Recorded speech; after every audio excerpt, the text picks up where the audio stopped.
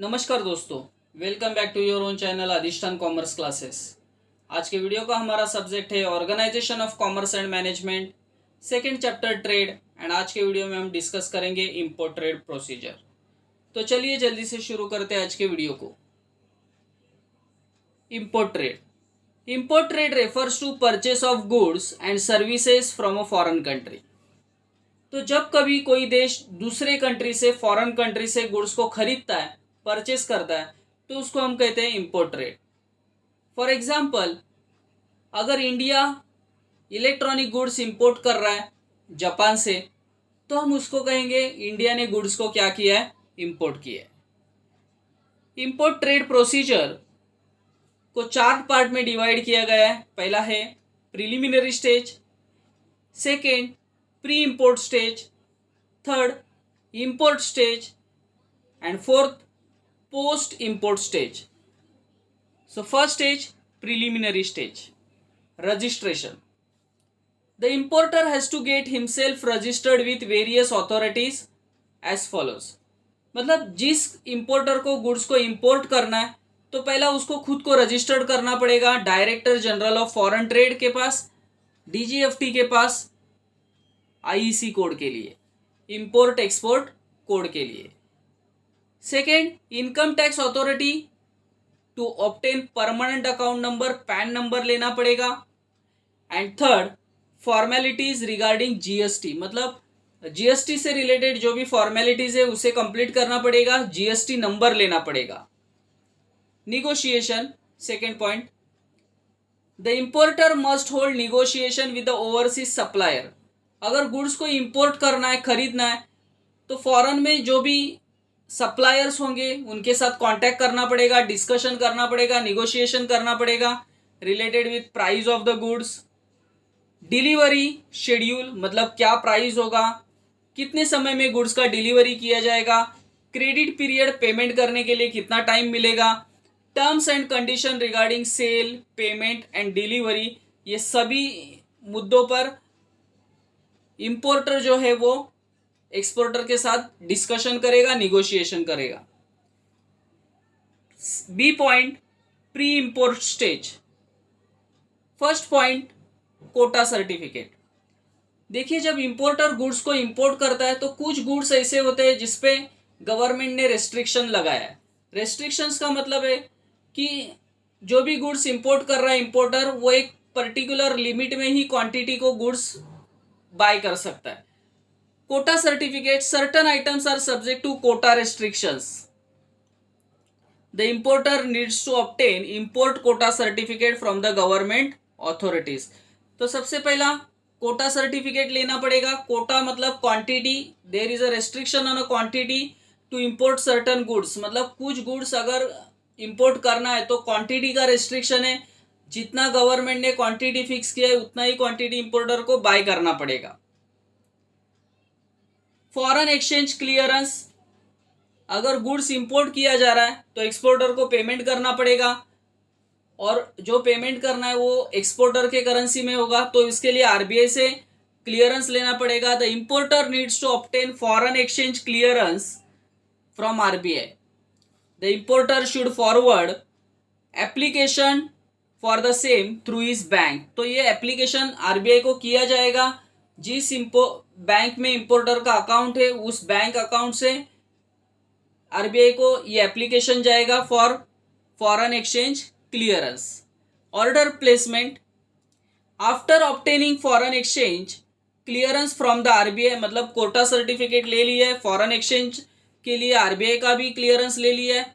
The importer place N order, तो अभी importer order place करेगा with the overseas supplier. This order is called indent, इसको indent भी कहा जाता है।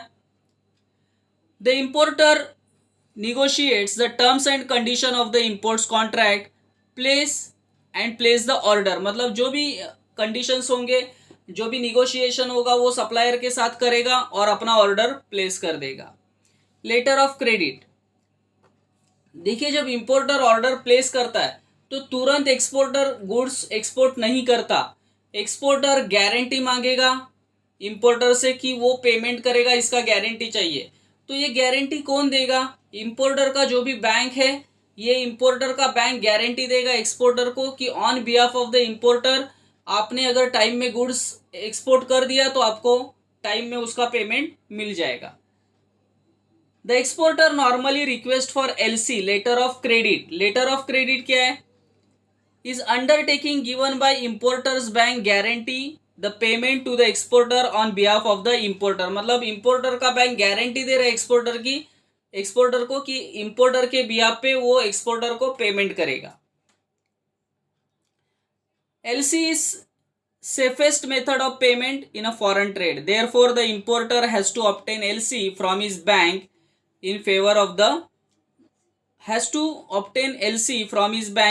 of the exporter. मतलब इंपोर्टर अपने बैंक को बताएगा कि एक्सपोर्टर को क्या करना है, एलसी दे भेजना है जिससे एक्सपोर्टर गुड्स को एक्सपोर्ट कर सके। क्लियरिंग एंड फॉरवर्डिंग एजेंट, देखिए कुछ कस्टम फॉर्मेलिटीज होता है, डॉक्यूमेंटेशन वर्क होता है, और ये सब कस्टम फॉर्मेलिटी और डॉक्यूमेंटेशन जो वर्क है ये करने के लिए importer clearing and forwarding agent को अपॉइंट करता है, क्योंकि ये जो वर्क होता है ये थोड़ा कॉम्प्लेक्स होता है, इसमें इंपोर्टर का ज़्यादा टाइम जा सकता है, मनी जा सकता है। सो उसके लिए वो एक एजेंट अपॉइंट करता है, that is called clearing and forwarding agent. The importer has to appoint clearing and forwarding agent, undertake various custom formalities and documentation work in respect of import of goods. Shipment advice.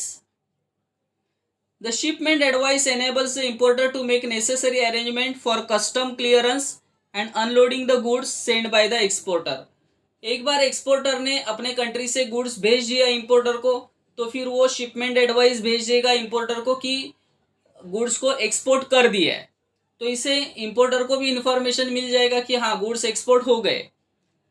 Then C stage जो है import stage, receipt of document. Importer receive the document send by the exporter through his bank, the document include. तो exporter जो भी importer है receive the document send by exporter, exporter ने जो भी document send किए वो इंपोर्टर को अपने बैंक की तरफ से मिल जाते हैं, जिसमें बिल ऑफ लैडिंग मतलब जिस शिप से भी गुड्स आए उसका बिल होता है, bill of lading. Packaging list होता है, कमर्शियल इनवॉइस में प्राइस कितना है, क्वांटिटी कितना है, क्वालिटी क्या है, ये सब लिखा होगा। सर्टिफिकेट ऑफ ओरिजिन मतलब किस देश से गुड्स आए हैं, certificate of origin. And then certificate of inspection. Certificate of inspection क्या होता है कि गुड्स जो आए हैं, ये गुड्स इंपोर्टर जो होता है वो क्या करता है, मतलब इंस्पेक्शन करा के लेता है एक्सपोर्ट इंस्पेक्शन अथॉरिटी से, so that is certificate of inspection. Then bills of lading. The clearing and forwarding agent prepare bills of entry which is required for custom clearance. The bill of entry give detail about packages, quality of goods, price of goods etcetera. So clearing and forwarding agent जो होगा वो क्या करेगा, bill of entry बनाएगा। ये bill of entry जो होता है वो रिक्वायर्ड होता है कस्टम क्लियरेंस के लिए। Delivery order. The clearing and forwarding agent obtain delivery order from shipping company.